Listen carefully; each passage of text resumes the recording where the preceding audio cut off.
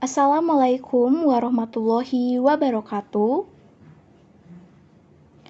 Perkenalkan, nama saya Fenya Dara Ramadanti dengan nomor induk mahasiswa 119205018. Pada kesempatan kali ini, saya akan mempresentasikan hasil dari penelitian dengan artikel saya yang berjudul Kemandirian Belajar Peserta Didik dalam Pembelajaran Matematika pada masa COVID-19.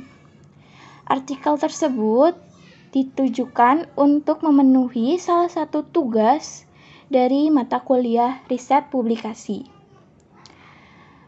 Dalam menyelesaikan artikel ini, saya dibimbing oleh dosen saya yang bernama Bapak Hamdan Sugilar, MPD.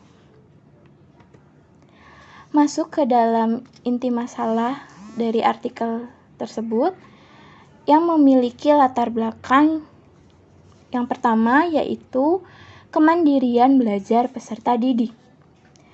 Kemandirian belajar peserta didik ini merupakan suatu proses di mana peserta didik secara individu memahami suatu konsep pembelajaran.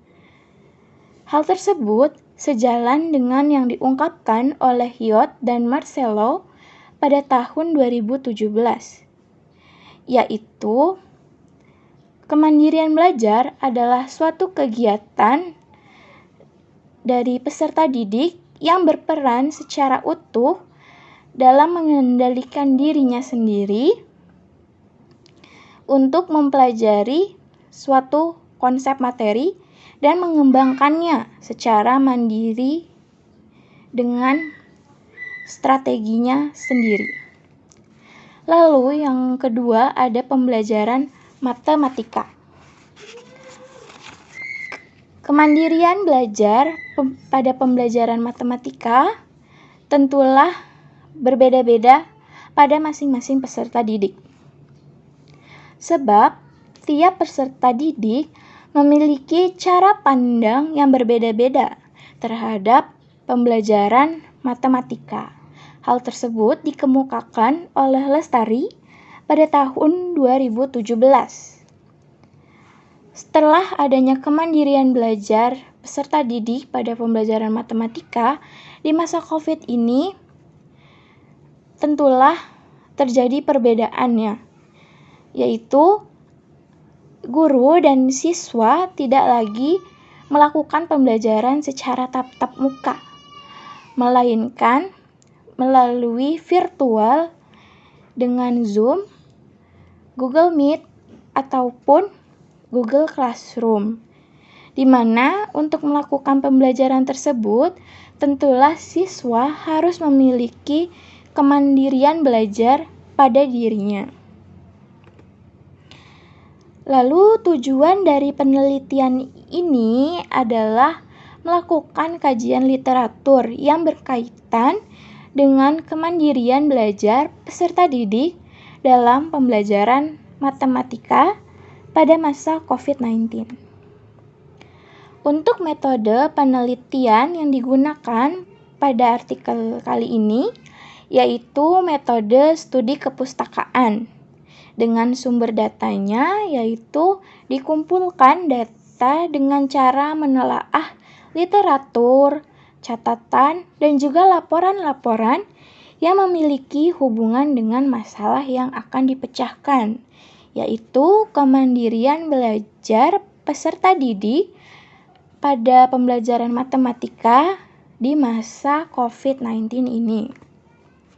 Masuk ke pembahasan yang ada pada artikel ini berisi mengenai hasil-hasil penelitian yang telah dilakukan oleh peneliti terdahulu, yaitu salah satunya adalah penelitian yang dilakukan oleh Yahya dan Warmi pada tahun 2021.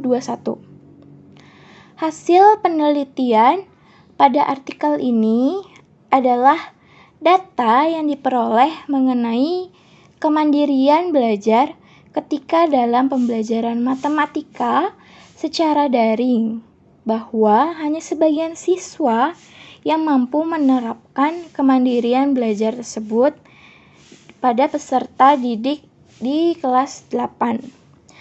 Lalu penelitian lainnya dilakukan oleh Ambiar dan kawan-kawannya pada tahun 2020, di mana hasil penelitiannya adalah tidak terdapatnya perbedaan antara kemandirian belajar siswa di SMA Negeri 1 Lembah Melintang dan siswa SMA AN 1 Lembah Gumanti.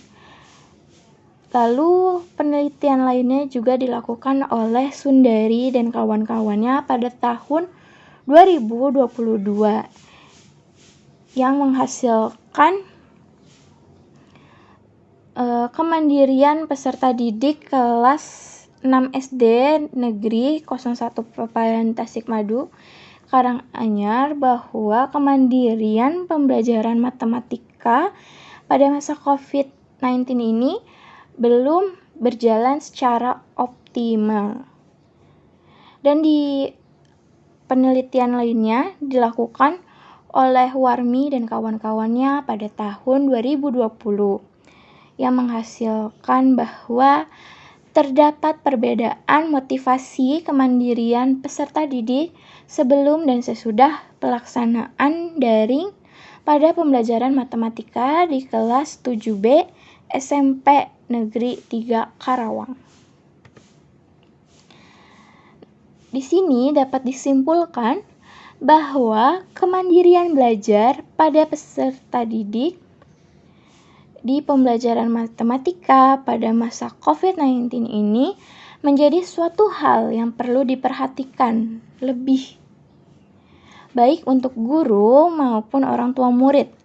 Sebab dengan adanya kemandirian belajar yang optimal, maka peserta didik akan mampu menyelesaikan tugasnya secara mandiri tanpa bergantung kepada orang lain, salah satunya seperti kepada anggota keluarganya maupun temannya. Selain itu, dengan kemandirian belajar pada pembelajaran matematika di masa COVID-19 yang baik dapat membuat siswa lebih mengetahui banyak hal karena banyaknya sumber belajar yang dapat digunakan seperti internet dan buku-buku lainnya. Sehingga peserta didik tidak perlu menunggu penjelasan guru seperti apa yang dilakukan ketika belajar di sekolah saat tatap muka. Sekian apa yang bisa saya paparkan mengenai artikel yang telah saya buat. Saya mengetahui bahwa masih banyak yang perlu diperbaiki dalam artikel ini, sehingga artikel tersebut mungkin dapat menjadi acuan untuk peneliti lain meneliti lebih dalam mengenai kemandirian belajar peserta didik pada pembelajaran matematika di masa COVID-19 ini. Cukup sekian dari saya. Wassalamualaikum warahmatullahi wabarakatuh.